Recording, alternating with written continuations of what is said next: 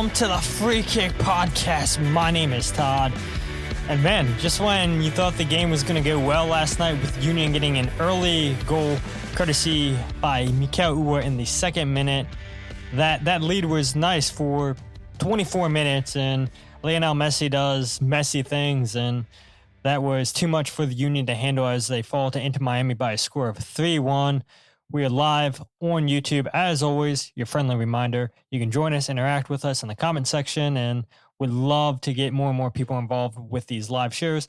I know that I've said in the past to people that, the goal is to go live the day after games around 9 o'clock is what we've been aiming for.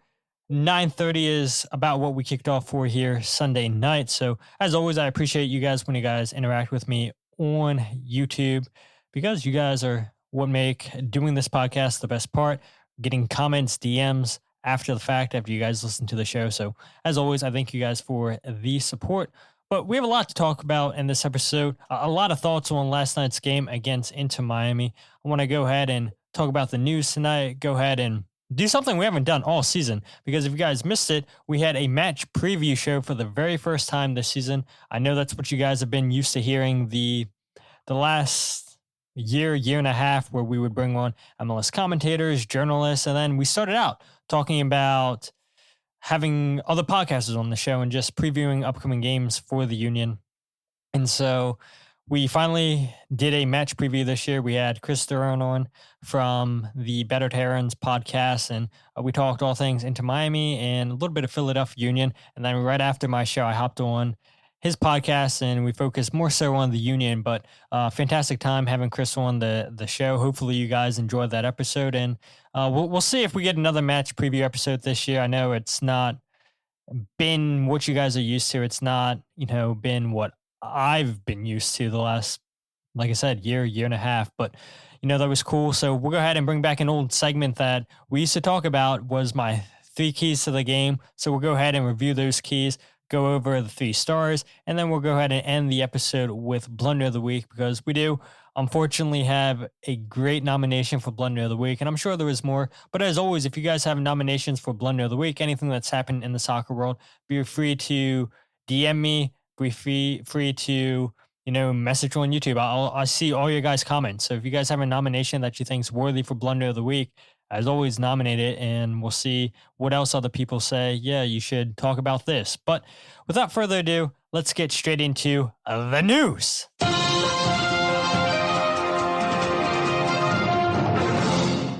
right, so we have 3 news topics that we want to talk about tonight.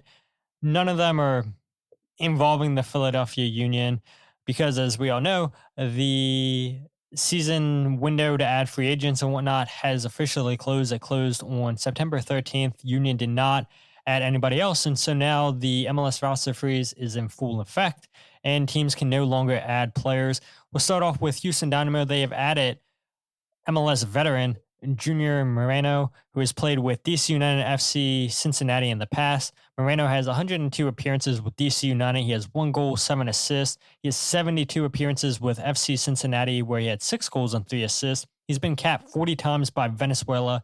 He's played with Ben Olsen, or for Ben Olsen, I should say, when Ben Olsen was in charge at DC United for 3 seasons, from 2018 to 2020. Junior Moreno was under Ben Olsen. Junior played from 2018 to 2021 with DC United. He's 31 years old. He's a defensive midfielder. And, I am a little bit surprised that it took him this long to sign with a team. I thought during his time with FC Cincinnati, he was a fantastic player. I think he was maybe a little bit undervalued around MLS. And, I guess it's not that hard when you play with Abina Woberdo, who I think is the best center defensive midfielder in MLS. And you play next to that guy, he's going to make anybody look good. But Junior Moreno is back in MLS, this time with Houston Dynamo, reuniting with Ben Olsen. Moving on to another player reuniting with his former club.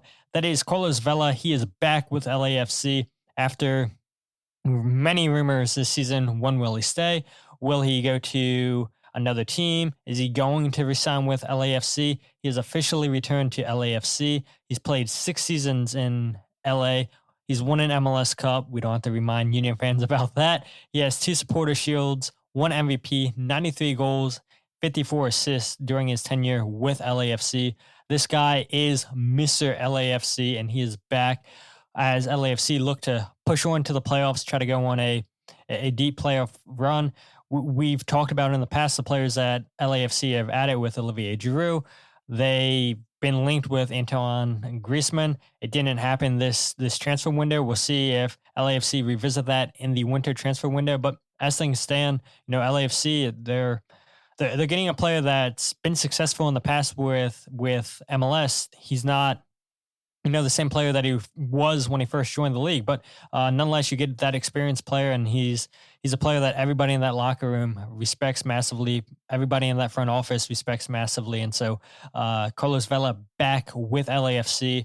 And then the final news topic we want to talk about tonight is Carlos Bocanegra is out as VP and technical director in Atlanta.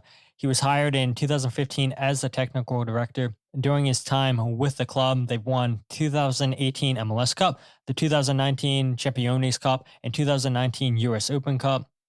Atlanta, they haven't finished in the top 4 in the Eastern Conference since 2019. They missed the playoffs twice since 2019, in 2020 and 2022. They went through a whole bunch of different close coaches. We've seen under Bocanegra, Joseph Martinez, Miguel Almiron, Thiago Almada, all very, very good players. And I would throw Giakoumakis in that list as well. But there's been a lot of misses too. And for a team that, hit the ground running pretty much in the first season, then the very next year they won the MLS Cup, then they win the US Open Cup and the Champions Cup in 2019. I mean, there's a fan base that it was extremely spoiled. There's a fan base that doesn't know what to do, where they go ahead and look at, just the year that they've had since they first came into the league to what it is now. It's been disappointing for Atlanta United fans, and they let their voices be heard on social media. Valerie says, don't remind us in regards to Carlos Vela with him winning the MLS Cup. We're not going to bring that up. Another comment here on YouTube says, hello, Union fans. Hello. Thank you so much for checking out the live stream. And as always, share this on your social medias, because like I said in the intro, you guys are what make the show the best. When you guys interact, I love reading your comments, whether it be live on YouTube or getting DMs or people emailing, whatever the case may be. I love interacting with you guys. But that is pretty much everything that we had in store for tonight in regards to the news. If I missed anything, you guys can send me hate mail. But those are the 3 big topics that I saw. So let's go ahead and talk about that Inter Miami versus Philadelphia Union match. So we know Lionel Messi scored twice in the game. He assisted 1. He has 17 goals on the season. Luis Suarez, he scored his 17th goal of the season. And Jack McGlynn, if you guys missed it, Mike Barrera hosted a pregame show on AAT Sports Across the Pitch. And so he invited myself and then Jillian and Kyle Almany from the One Team We Agree On to go ahead and just give a pregame show. And I said one player that needs to have a big game for the Union this match was Jack McGlynn. I thought Jack McGlynn, this was a great opportunity for him. We knew that Inter Miami was going to have long spells of possession. We knew that Inter Miami coming into this game were going to be selective in their shots. And we knew that Jack McGlynn would have to play defense in this game. And I thought when the Union win the ball back, get Jack McGlynn on the ball often. And when the Union would get him on the ball, he wasn't effective. Only 42 touches on the night, which isn't his typical standard. He had no chances created on the night. He had 5 passes into the final third, which is good. He's a player that's always looking to play forward. He completed 92% of his passes. But Jack McGlynn, this was a game for him to really take the game by the scruff of the neck, really be that playmaker that the Union are looking for. And unfortunately, Jack McGlynn disappointed and didn't have a great game, came out in the 62nd minute. And Jim Curtin told us after the game that Danley John Jock played 15 minutes in this game and said he'll be in line to start on Wednesday against New York City, which is great. And I thought in his 15 minutes, I thought Danley played well. I thought he played well. And I was particularly impressed watching him and Sam Adeniran and Dinaran actually won the ball off of Messi in the Union's own half of the field. And then Sam and Danley had a good 1-2 combination. And Danley's a player that you can tell once you get a good defensive midfielder in here where he can play as an 8, this guy's going to excel. He had a great game against New York Red Bulls. Unfortunately, suffered an ankle injury in international duty with Haiti against Puerto Rico. And there's ankle injuries. I mean, you never know. They could be very, very serious, and that you can miss a lot of time. You don't know how people are going to react. And the good thing was seeing Danley be able to be on the bench for this game, play 15 minutes. Jim Curtin said 15, 20 minutes was probably going to be all that Danley could play tonight. And that's exactly what he played. And so he said after the game, Danley's going to be able to play and start against New York City, which will be huge for this game, for this club. And we'll go ahead and talk about all of that here towards the end of the show. Do the Unions have playoff hopes? I do believe they still have a chance to make the playoffs. But again, we'll talk about all that here in a little bit. But, overall, this was a disappointing game by the Union, where they they get off to a hot start. And that's exactly what Kyle Almany said when we were with Mike Barrera, that the Union need to get off to a hot start. And that was the best way to start, is to get a goal within the first 5 minutes of the game. It comes in the second minute with Mikael Uhre. And then the Union have multiple chances to go up by 2 goals, potentially go up by 3 if they could have capitalized on one of them. I mean, Miami were hurting themselves. And Tomás Avilés, a big reason why Mikael Uhre scored that goal, was a horrible clearance by him with a header. Just went straight up. Mikael Uhre was the first person to react to that. Miami, they had a throw in. That's how this play started. Julian Gressel went into Luis Suarez. Suarez turns the ball over with his pass. And then that's when Avilés made a mess of it with that misheader clearance. And with Miami having too many men forward, they couldn't get back in time, and Mikael Uhre capitalizes on that chance. Again, I want to spend more time talking about the chances that the Union had in this game in the first half, primarily, but also in the second half.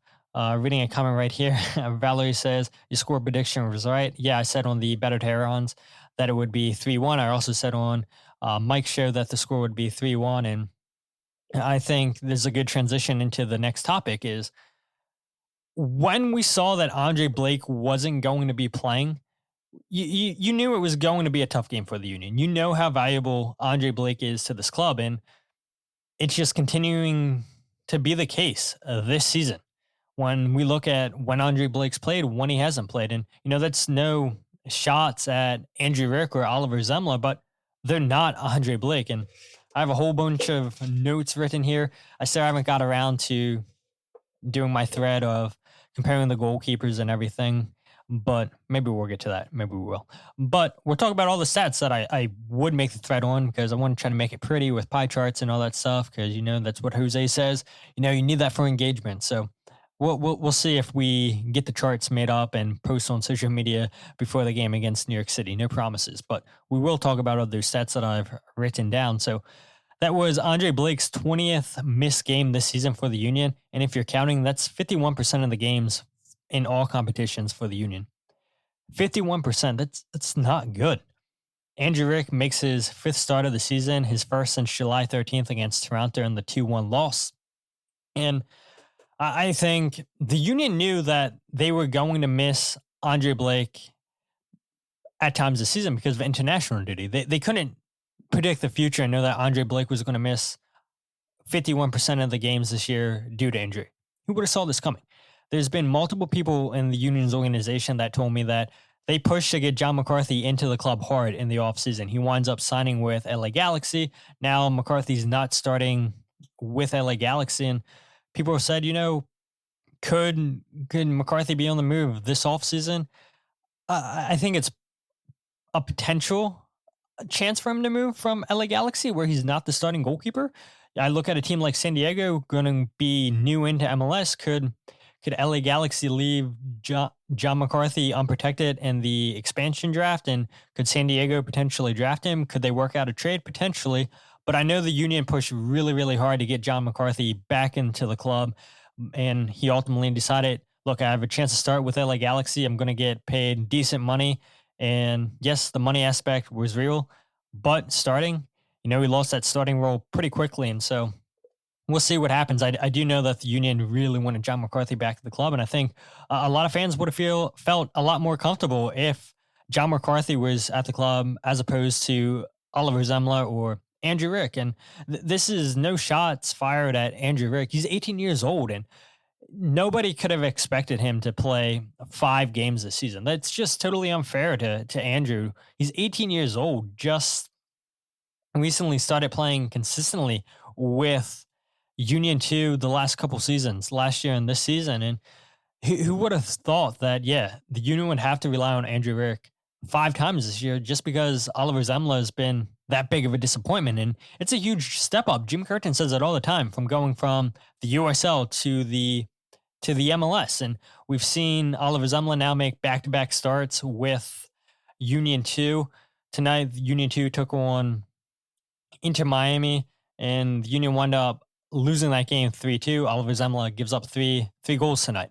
And I think MLS Next Pro is a much weaker competition than USL. And so that's not going to be well for Oliver's confidence.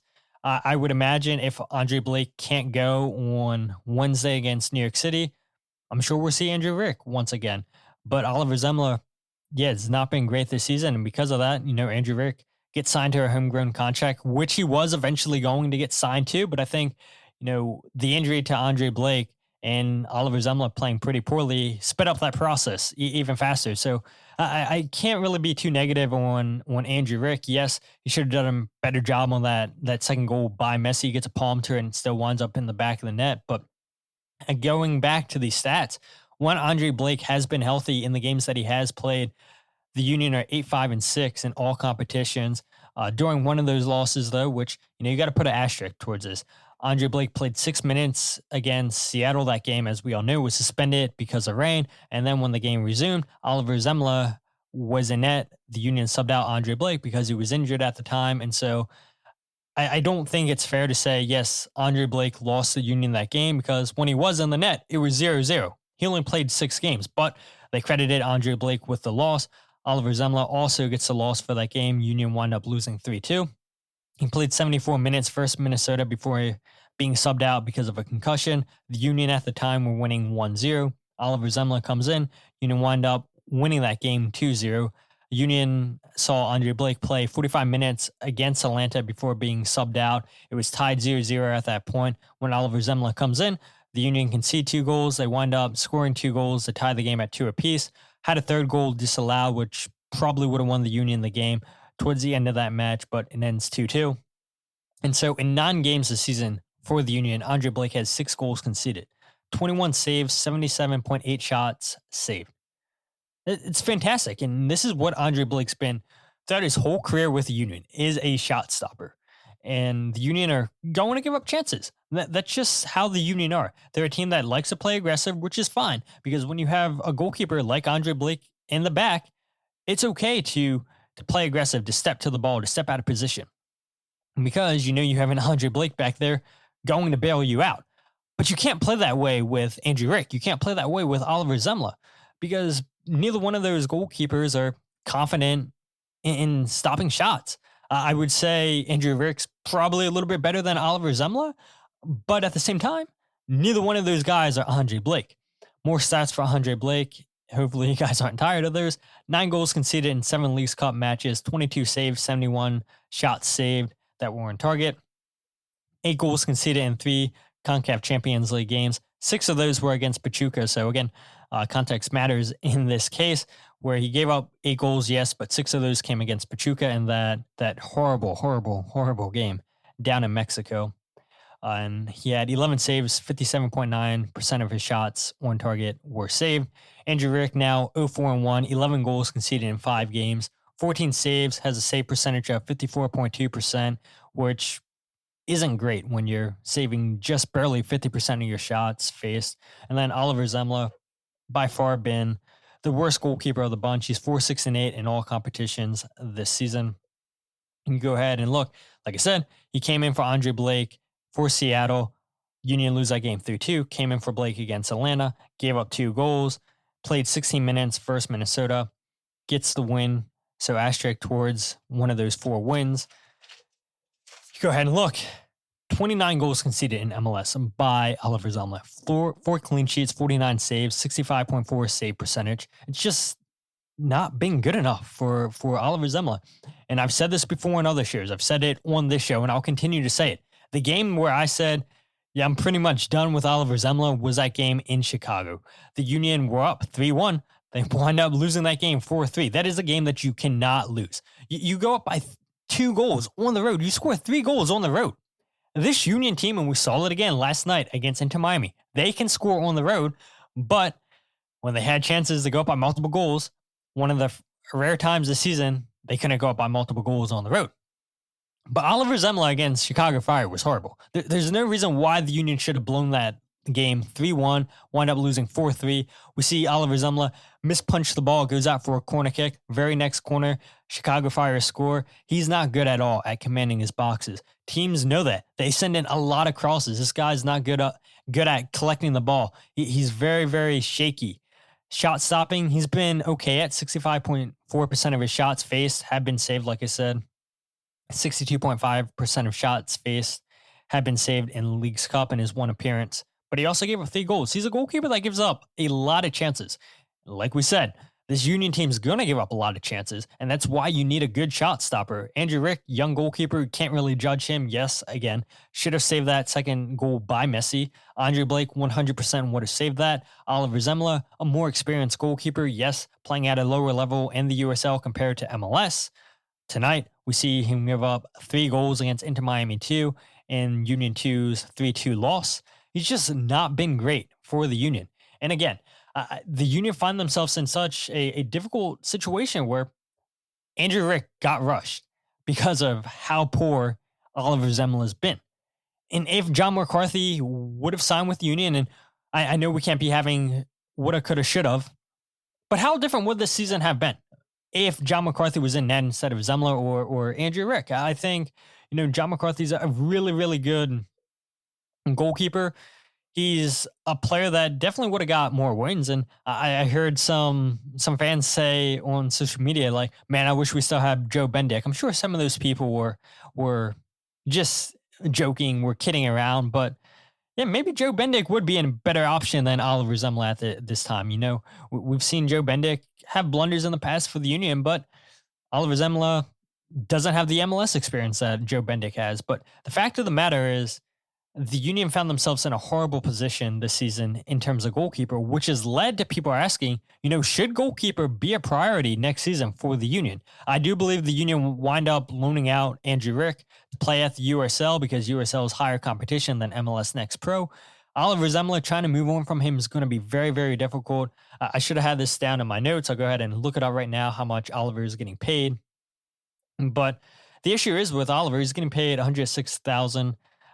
Which isn't a ton of money, but you look at the contract. And I'll be curious to see, how much of a bump he gets next season. But he signed for, I believe, let's look it up right here. Oliver Zumla is signed through, again, should have been more prepared in going through this. Oliver Zumla, why can I not find Oliver Zumla? There he is. Oliver Zumla signed through 2025, has an option for 2026. So, yeah, he has a guaranteed contract for next season. There's no way that the Union wind up cutting this guy. Do you convince a team in USL to take on his $106,000 contract? Maybe, but I would imagine the Union would have to eat some of that salary. We have Valerie chiming in here talking about, not to mention that Andre is a better captain and alley than Jacob Glesnes. Kyle says, great breakdown, Todd. I appreciate that, Kyle. Yeah, I mean, that's interesting too. And I've seen fans talk about the leadership that Alejandro Bedoya brings to this club compared to Andre Blake or Jacob Glesnes. And I don't know if I want to read too much into that, because then you're basically saying, well, you can never replace Alejandro Bedoya because of his leadership ability. And so, if that's the case, then yeah, you got to bring back Alejandro Bedoya next season, which I do think the club should give him a contract extension at a lower rate than he's making this year. For fans that aren't sickos, aren't following how much money players are making, Alejandro Bedoya is making essentially $450,000 this year. If he's willing to take less money, I'd bring him back, honestly. You know, he still offers you something offensively, but he's not going to get a salary bump if he goes to like a San Diego or whatever. If San Diego says, "Hey, look, we want you to come and lead this young squad," I can't see him getting a huge salary bump if that was to happen. Alejandro Bedoya said with Herculez Gomez that he does want to come back. He does want to come back for another season. He feels like he still has it, and the stats don't lie. He still has it offensively. He's continuing to put up numbers offensively for the Union. Defensively, his numbers are down, but yeah, he's still a player that's creating chances, and that's a valuable weapon to have coming off the bench, in my opinion, and the occasional spot start. Jose says, Rick to USL, my vote. Yeah, I agree, Jose. I know you've talked about this on Across the Pitch with Mike. You've mentioned, I believe on Twitter too, that you wouldn't be surprised if Andrew Rick gets loaned out next season to USL. We have Jillian saying, I'd like to see Alejandro Bedoya brought back. Yeah, exactly. I mean, if he takes less money, why not? And the numbers don't lie. The numbers don't lie. He's one of the highest chance creators still on this Union team, and he's been that for the last couple of years. So those are my thoughts on Andre Blake, the goalkeeping situation. I don't know. I mean, if the Union could potentially go out and get a better goalkeeper than Oliver Zemla, they can convince a team to take some of Zemla's contract, you send him on loan next year, then I wouldn't be against that. But it's a hard contract to try to move off of and try to expect some team to pick up the full $106,000 contract that he's on this season. I'd imagine that it's not going to be much of a bump next year, but that contract's fully guaranteed next year, and I can't see the Union fully outright cutting him. There's no way. So the Union are stuck with the goalkeeping situation that they're stuck with this season, and we'll see what happens next year. You hope that Andre Blake can play Wednesday against New York City because, like I said, the numbers don't lie. Andre Blake has only played in 49% of the Union's game this year. And for total, the Union have 8 wins under Andre Blake. They have 5 losses, 6 draws. Again, have to take, some of those losses with an asterisk because of Andre Blake missing games because of injury. But let's go ahead and talk about the Union's missed chances. And I think this team actually played pretty well defensively. Yes, you give up 3 goals. The goal late on to Luis Suarez, there was a goal that really didn't matter, but it makes the scoreline look worse than how the game actually played out. Andrew Rick should have saved that second goal by Messi. The first goal was a thing of beauty. Miami only had 9 shots in the game, 4 of those shots on target. And again, I talked about it in my match preview that Inter Miami is going to be a team that possesses the ball for long periods of the game. They winded up ending the game with 62% possession, 9 shots, 4 of those on target. They're a team that's very, very selective in where they're going to shoot. And so I thought the Union actually did a good job just taking away shots inside the box where Miami's been very, very killer this whole season. And unfortunately, when they had chances to capitalize, you look at the chances in the first half, and we can talk about those chances more specifically after we hear Jim Curtin's thoughts on the missed opportunities, because how many times have you guys heard me on the show talk about how the Union have been one of the highest scoring teams on the road this season? They've scored 27 goals now, which is still in the top 5 in MLS in terms of goals on the road. It's a team that knows how to score on the road. They get a goal with Mikael Uhre 2 minutes into this game. You get a chance with Quinn Sullivan a minute later. You have chances by Daniel Gaza, Mikael Uhre, Ty Baribo, but they can't find the back of the net after that first goal, and that winds up costing them. And so this is what Jim Curtin had to say in terms of the missed opportunities by the Union on the night. Yeah, look, scoring goals hasn't been our problem. Surprisingly, our data team pieced it together, but over the last 3 years, we've scored the most goals in the league, and I don't think many teams would pick us as that. Our foundation's still our defense, so we don't like to concede 3. The one at the end, obviously, we're throwing numbers forward and a little desperate at the end. So I agree that scoreline kind of flatters them for the amount of chances that we had. But this game, I don't want to oversimplify it, right? Go look at the Red Bull game. When we got our chances in that first half, we were ruthless, and that changes how the other team has to play. All right, they have to throw numbers forward. Then you can sit and counterattack. We got the first goal, which was great, and we joked with the staff. I had a good feeling that we were going to score first. From there, they're going to throw numbers at you, and we just kind of didn't do enough with the little opportunities to get the second goal. It's not for lack of effort. It's not for lack of good performances from guys. If you go through, everybody gave everything, but in those tight moments, we let ourselves down a little bit. Now we have to regroup quickly and try to chase 3 points on the road with New York City, and then come home against DC in a really important game again. Yeah, everybody knows these next couple games, New York City, the game against DC United, Atlanta United, huge games for the Union, especially the 2 games at home against DC and Atlanta United. We can talk about those here in a bit when we talk about, do the Union still have a chance to get into the playoffs or not? But Jim Curtin's right. The players gave their all last night. Nobody's questioning the lack of effort. Yes, some players, Jack McGlynn, didn't have a great game. Sam Adeniran didn't have a great game. Andrew Rick didn't have a great game. I think Kai Wagner actually had a pretty poor game as well on the left side of the field, which doesn't happen often by Kai, one of the better defenders on this team, one of the better defenders in the league. But when you're going against the best player in the world, the best player that's ever played this game, and Lionel Messi, yeah, he's going to make you look silly, and that's exactly what he did a couple times against Kai Wagner last night. But like I said, 4 missed chances in the first half to double that lead. Sullivan in the 3rd minute. Then you have a bad pass back by Tomás Avilés in the 18th minute that leads to the chance for Uhre, gets saved by Calendar. Then Gazlag with the follow-up gets saved once again by Calendar. Gazlag then passes to Baribo, but by the time that the pass goes to Baribo, the shot gets blocked, and Inter Miami are able to clear out of danger. But, Avilés sold this game for Inter Miami. Has a bad clearance away in the 2nd minute that leads to Mikael Uhre's goal.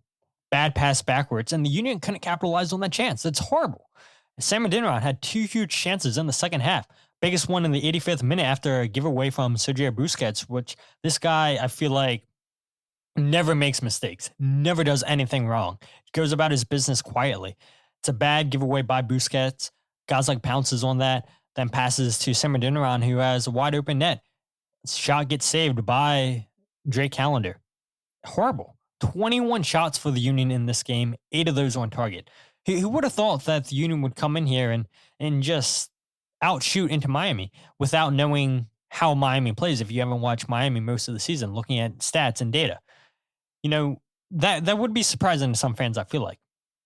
But, Jim Curtin says, this is what makes the great teams the great teams.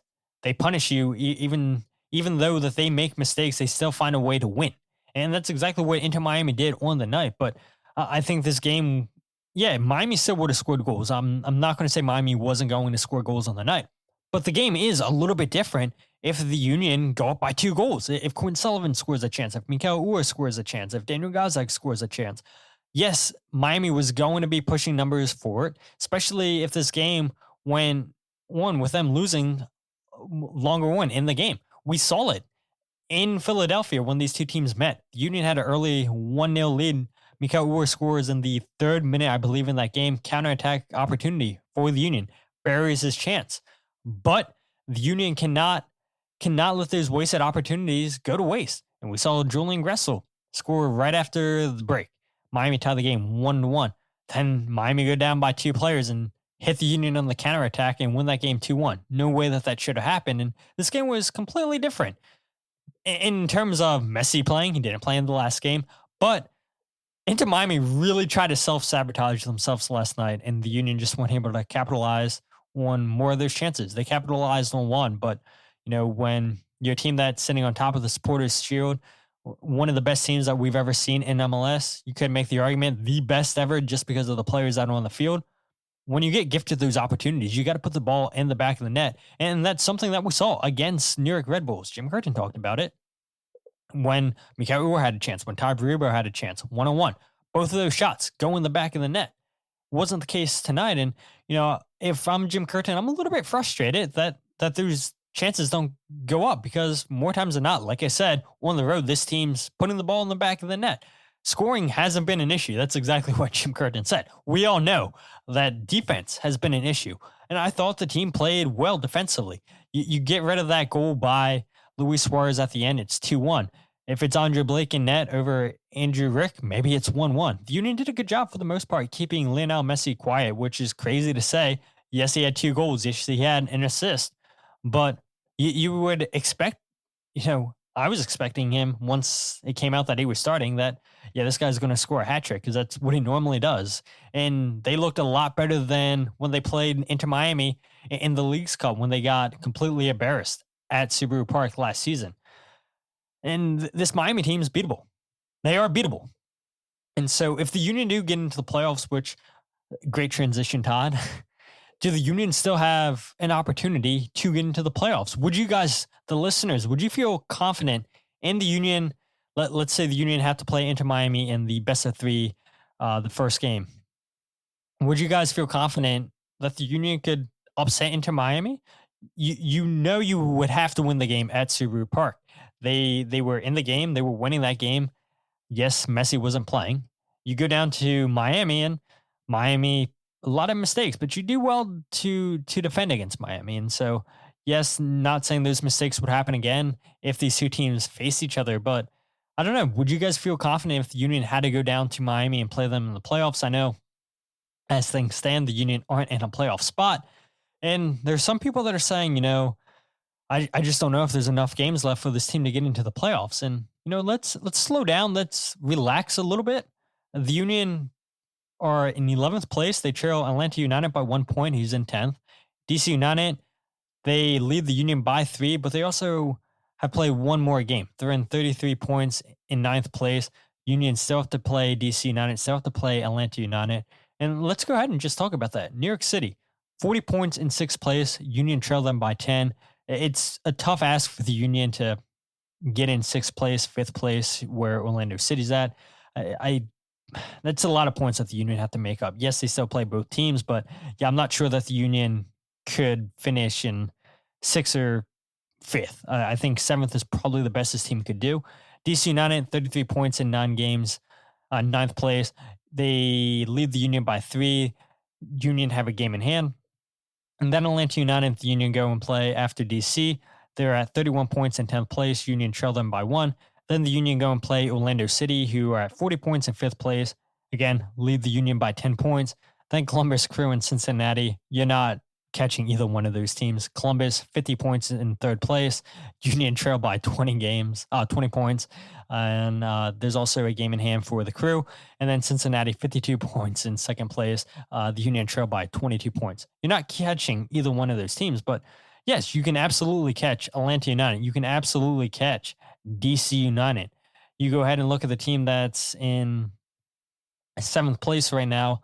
You have Charlotte at 38 points. So the Union are 8 points behind Charlotte. You don't play Charlotte anymore this season.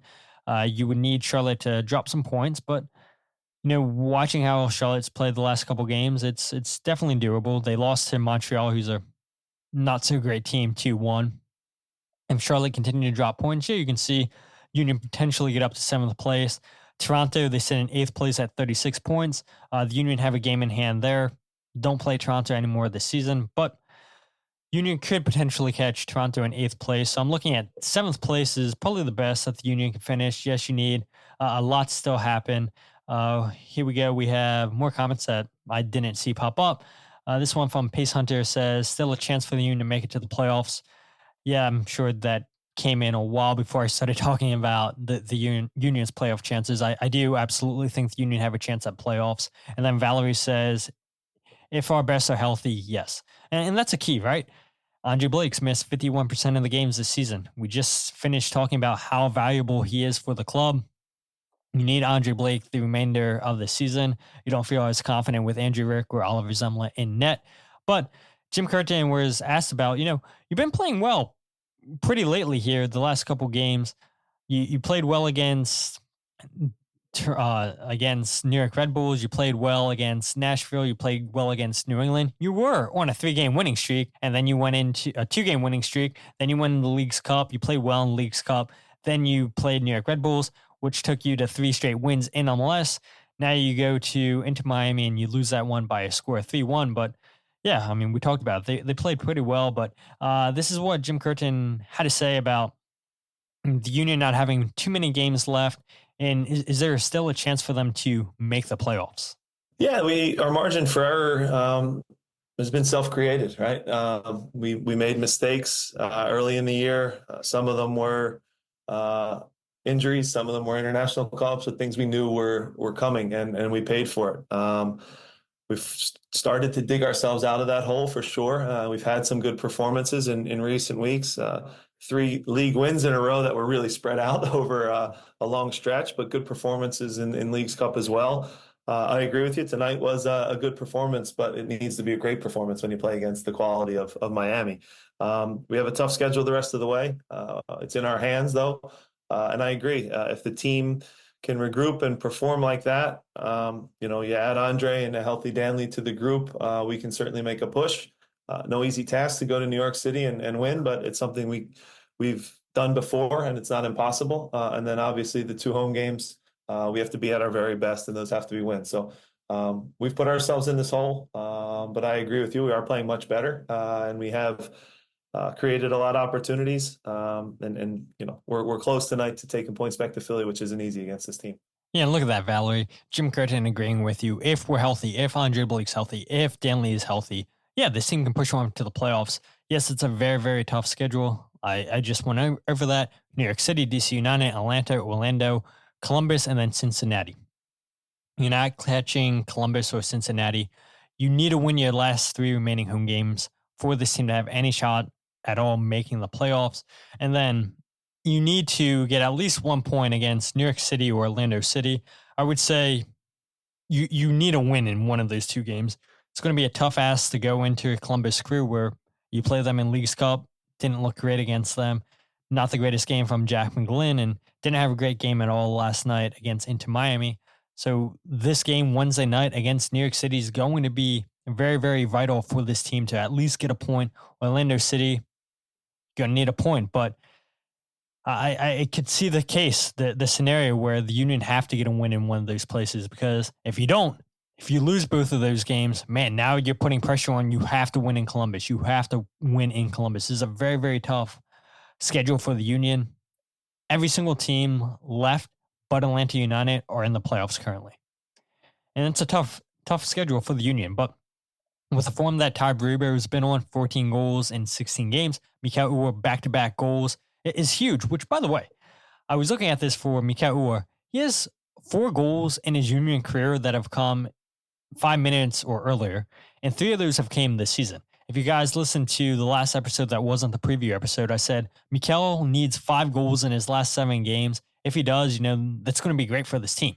He's got 1 of those. Now he needs 4 more, and I absolutely believe that Mikael can get 4 more goals at the end of the season. You need him to just continue to be in the form that he's in currently. You need Ty Barrero to continue to be in the form that he's been pretty much throughout the whole summertime. You need Daniel Gosling to have a good game like he had again last night. And you need Andre Blake back healthy. Without Andre Blake, this team does not get into the playoffs.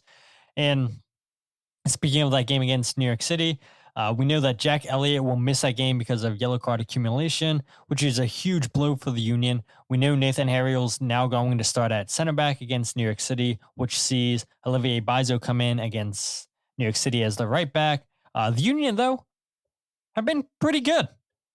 Have actually been great playing away at New York City in the last 4 games. 3-0-1.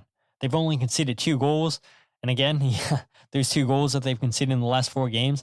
You can see that number going a little bit higher if Andre Blake's not in goal.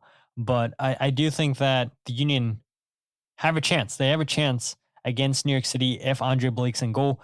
Like Jim Curtin said after the match, Danley John Jock will start against New York City, which is huge for this club. They need him. He's been great ever since he joined in August from FC Metz. Once you play him in his right position as an 8, which the Union aren't going to do this season, they're playing him temporarily as a 6, which is fine. But man, every single time we've seen Danley come onto the field, he's been excellent for the club.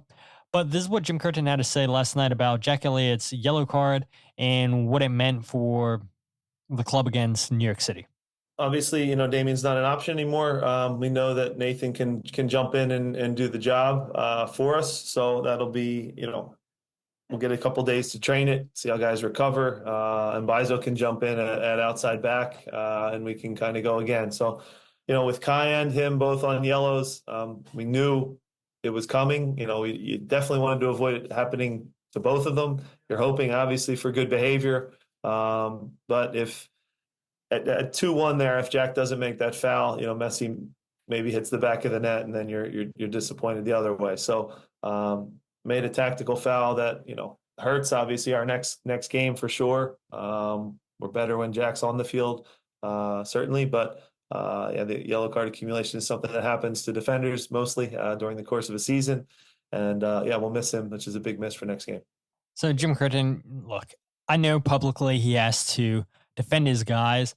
Yes, the Union are probably a better team with Jack Elliott and Jacob Glesnes as the two center backs compared to Nate Harriel and Jacob Glesnes. It's not a shot at Nate. We all know that he's not a natural center back, but he is versatile enough where he can play as a center back and play as a left back. But yeah, Jack Elliott hasn't had a great season this year. And I don't know, he's a player, and we can talk about this in a later episode. I look at a team like San Diego. We were talking about John McCarthy. Could he potentially wind up getting traded to San Diego? I could see a scenario where Jack Elliott potentially gets traded to San Diego. He has an option for 2025. If the Union don't pick up that option, then he would be a free agent. There's no way I don't see the Union picking up that option. Why would you want to lose a player for free? We've seen the Union leave these types of things way too late, too often in the past. So yeah, I'll be curious to see what happens with Jack Elliott here in the future. But yeah, he hasn't had a great season. I missed this comment by Pace Hunter. They say if Union can finish chances and be better at third half, certainly playoffs is possible. Finish the created opportunities. Exactly. And the opportunities were there last night for the Union. They had multiple chances because of poor giveaways by Inter Miami. And like we've seen throughout the season on the road, the Union are pretty well at finishing their chances. It just didn't happen last night against Inter Miami. And then Valerie chimes in here and says, I still have faith in Olivier Bizo. It's a hot take. I'm glad somebody has faith in Bizo, but I can't imagine that many in this fan base have faith in Olivier Bizo. If Kyle's still listening, I'm sure he'll chime in with some type of comment. But he's looked decent in games this season. I think there was a spell where he was fine in 6 or 7 games, particularly during the League's Cup. But I don't know. There's been too many bad moments with Olivier Bizo, and if you have to rely on him to start consistently as your right back, yeah, trouble's going to happen. One thing that is worth noting, Kai Wagner, he is 1 yellow card away from being suspended, needs 3 more games without a yellow card to get good behavior. Jim Curtin also mentioned that Kai Wagner is healthy enough. He's good to go against New York City. I know there was a challenge late on in the game where we saw, okay, Kai Wagner looks to be in some sort of pain, but Jim Curtin said Kai's able to go. He's fine.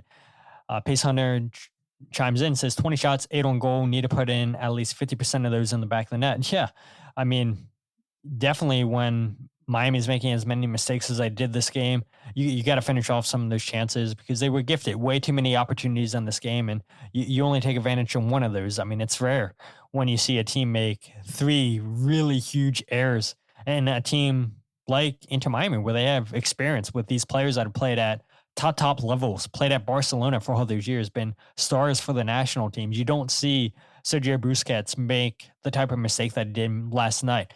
Dinner Gazla gets on the ball and then squares it to Sam Adinron. You got to put that in the back of the net. And, it's just the story of missed chances. Union defended well, just couldn't put the ball in the back of the net. And so it's going to be interesting to see what happens on Wednesday night against New York City. Kai Wagner, good thing is, didn't get a yellow card like Jack Elliott, because if Jack Elliott and Kai Wagner would have got a yellow card, I mean, what do you do? I mean, Macania is definitely starting because you're going to put Nathan Harriel, I would imagine, as your left back. We've seen him play a left back in the past. Actually, he's played more left back than he has center back for the Union, but He looks better, in my opinion, at center back than he does left back. Reminds you a little bit of Ray Gaddis playing left back at the times in the past for the Union, where we all know Ray was much better at the right than the left. But because the Union had nobody to play left back, they threw Ray Gaddis out there. Sorry, Fabinho. But yeah, that's a situation that I know that this coaching staff would not have wanted to deal with. Yeah, you could potentially throw Leon Flock as a left back, and I think a lot of questions after the game would have been asked, what are you going to do against New York City if Kai Wagner and Jack Elliott both would have been suspended? Fortunately for the club, like Jim Curtin said, only one of those players are going to miss against New York City. But let's go ahead and quickly end with 3 stars. Then we'll review my keys to the game, and then we'll go blend in the week quickly. And so 3 stars, we'll keep this quick. Number 3, Quinn Sullivan, 2 chances created, 2 out of 3 dribbles complete, 2 out of 3 accurate crosses, 2 interceptions, 6 ball recoveries. You know, there was moments last night where Quinn was good on the dribble. He was good with crosses, particularly to Sam Adeniran in the second half. In the 64th, 65th minute, Sam Adeniran's going up against Noah Allen, which is a complete mismatch. Noah Allen subbed on in the first half for Martinez, who had to exit due to injury. Noah Allen's a left back playing center back. Huge height advantage Sam Adeniran had, and he couldn't put that header on target. But there was also moments last night where Quinn Sullivan gave the ball away too poorly, should have passed instead of shooting.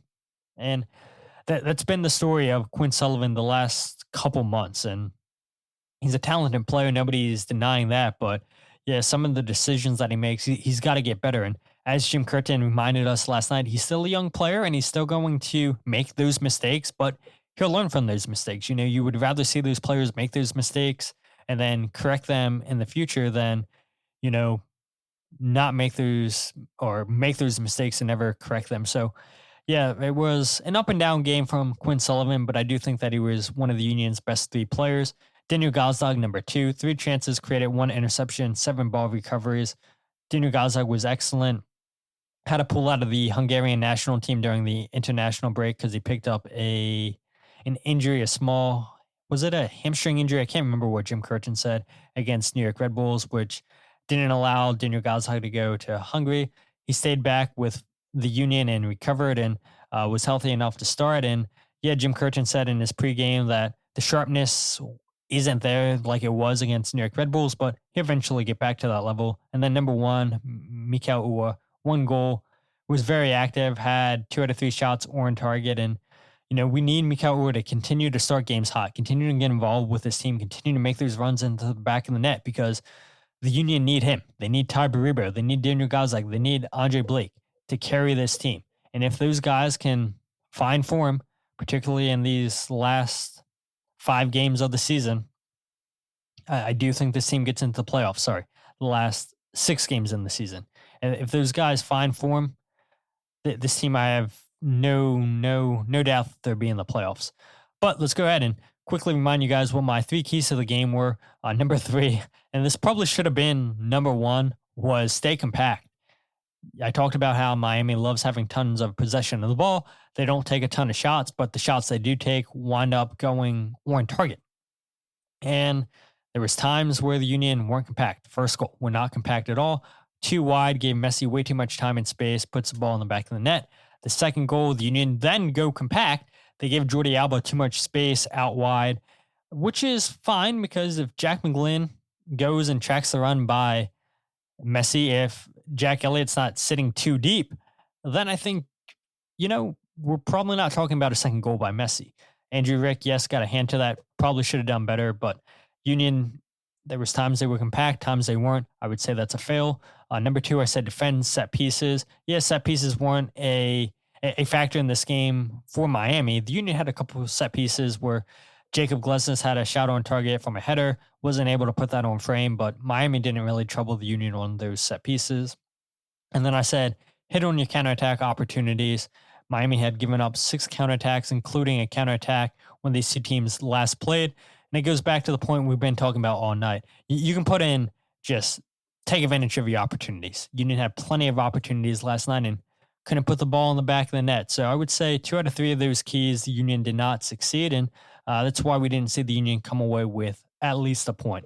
But let's go ahead and end the show with Blunder of the Week. And just like we started, if you guys have nominations at all during the week for Blunder of the Week, my DMs are open on all social media. If you guys want to email, if you guys want to text, yes, please nominate your blunders of the week, because we would love to look at all blunders that are involved in the soccer world. But during last night's game, and I know that I've given these guys blunder of the week before. I know I've talked about this in the past, but it has to go out to Apple TV, because they constantly miss action.